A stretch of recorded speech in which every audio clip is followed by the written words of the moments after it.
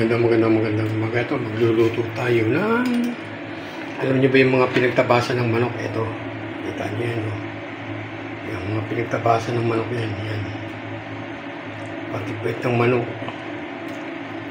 Yan, yung gagawin nating adobo ngayon yan. Yung adobo natin yan, masarap yan. Pag yung malambot ang pagkakaluto sa mga adobo ng pano. At meron po tayo itong bawang, sibuyas at sili. So yan, nagpain na tayo ng ating kasama. Kaya alis bukas. Magaraw.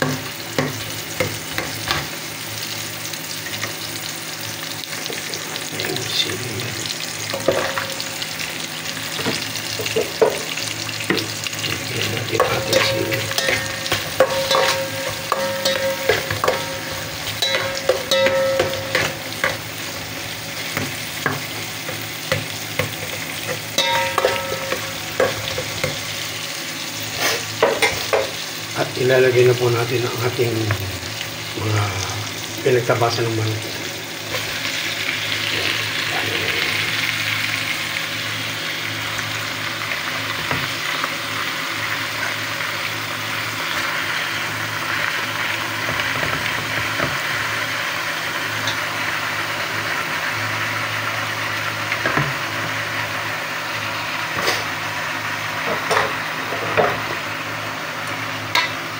Hintayin lang natin masangkot siya yan bago natin titimplahan yan.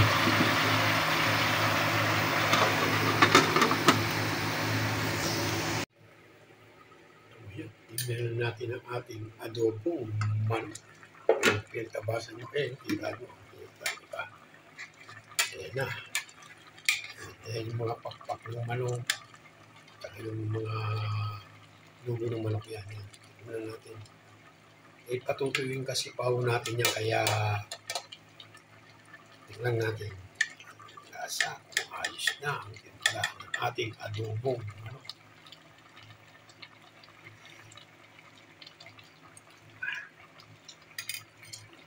Ayos na, kaso kulang nga lang sa anghang. Lalagyan na lang po natin uli ng sili. Yan, takpan natin muna ulit.